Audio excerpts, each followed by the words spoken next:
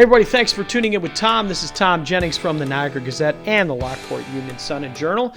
And first of all, I just want to say thank you so much for everybody that's already subscribed. We've gotten up to, I think we're around 15 subscribers or so, which is nice because we started out with no subscribers, so we're up to 15.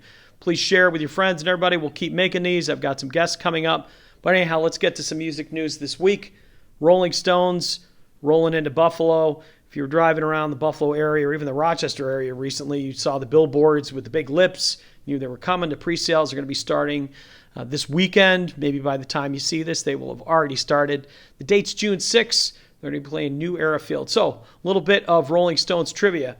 First time that I can find they played in the area, and I may be wrong, so if I am, just send me an email. Don't tell me that I'm a horrible person.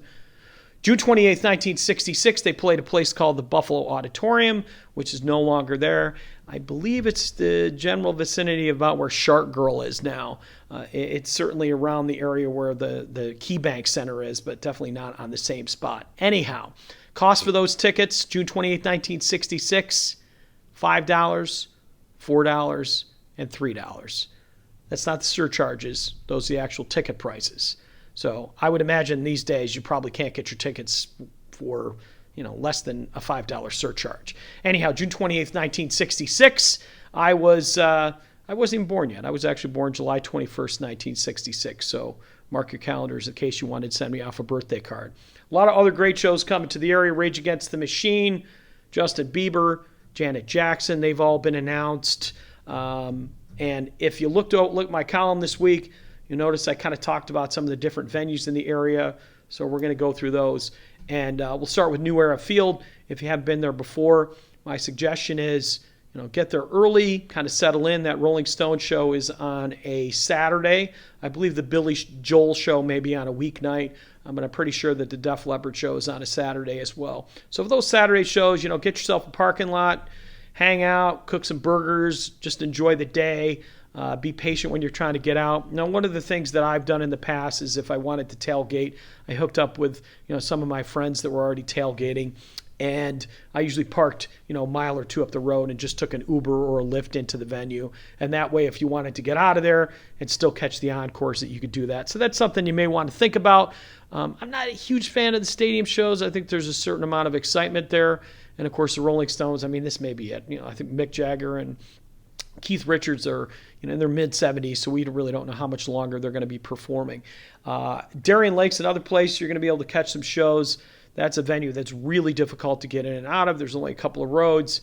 You just got to plan on being patient. Even if you try to get out of there before the encores, it's always a hard time. It's pretty easy. I should say it's pretty easy to get in. One other caveat, they have some very, very strict road patrols out there. So if you're going to even attempt to drink and drive, which you shouldn't be doing, you're going to have a pretty good chance getting caught over Darien Lake because they are looking out for it. And every week they print in the newspaper all the people that they pull over and all the people that have caused trouble in the parking lot from drinking and being an idiot.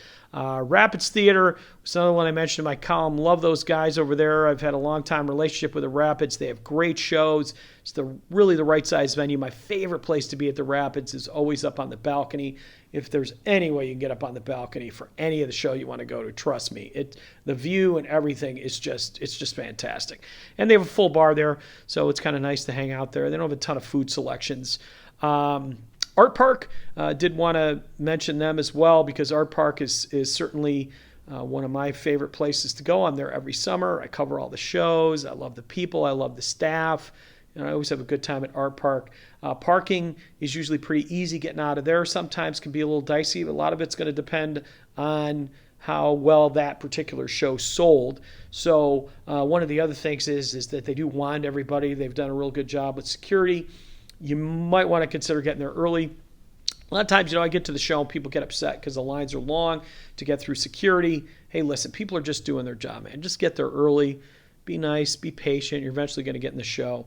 Just don't try to get there at the last minute and expect to fly through the line. And I don't believe I mentioned the KeyBank Center, which is another place. I just went and saw Kiss there last week. And I love KeyBank Center for a few reasons. Parking is usually not an issue. It's a little on the expensive side, obviously, but they have a lot of great restaurants, bars in the area. Love the staff. I like the concession staff. I like the ushers. It's just, I don't know, it's just kind of a good place to see a show. Coming up in my column over the next few weeks, I've got an interview with Kazim Sultan that I did last week. Kazim is from Utopia. He's going to be coming with Kazim Sultan's Utopia. Kazim's played with Meatloaf, Blue Oyster Cult, Hall & Oates, Cheap Trick, you name it. He's a great guy. I think you're really going to enjoy the interview. You're going to want to check out that show at the Trough in March. Recently interviewed Carl Dixon, who's former lead singer of the Guess Who. And Carl's got a great story. Survived a car accident, came back from that. He's going to be doing a show at the Riv in North Tonawanda. Riv also just announced 2 shows from Ted Nugent. I think I got to tell you about Ted Nugent. I've seen Ted about 5 or 6 times. And let me tell you, you're going to want to wear hearing protection. His shows are loud. And I'll be interviewing Peter Noon from Herman's Hermits coming up in the column. And of course, as always, we like to close up with a couple of album selections that I like to bring along. This one's probably an obvious one. We got Rolling Stones, Hot Rocks, 1964 to 1971. This baby's got every single great Stones song from that era, which everybody has their favorite Stones era. But listen to this. Brown Sugar, Wild Horses, Gimme Shelter, Honky Tonk Woman, Satisfaction, Paint It Black, Jumpin' Jack Flash. You can't always get what you want. Let's spend the night together. I could just keep going. Ruby Tuesday, all just incredible songs. I mean, these guys were killing it in the 1960s. So 1964 to 71, that's around the time the Stones were competing with the Beatles for the greatest band around. And they really both brought out the best in each other. So why have Sammy Hagar here? Well, Sammy's the Red Rocker. We got Valentine's Day coming up this week. Look at that big red lips, kiss, love, and of course, Valentine's Day, red roses, things like that. I don't know, maybe if you're looking for a unique Valentine to get for that special someone in your life, just get them a Sammy Hagar album, especially if they collect vinyl. This is one of my favorites. This is one of, if not the last he did before he joined Van Halen. I think there was actually one more after this, VOA, which had the big hit 3-Lock Box on it. But yeah, Sammy Hagar. We actually talked last week about Van Morrison's Tupelo Honey, and the bass player on this here is Bill Church. Bill Church was on Tupelo Honey as well. So just a cool album. Love this one. And, of course, love Valentine's Day. They all go together. Once again, thank you so much for tuning in with Thom. I'm Thom Jennings. Please subscribe. Please share. We should have some guests on the next few weeks. And I will see you next week.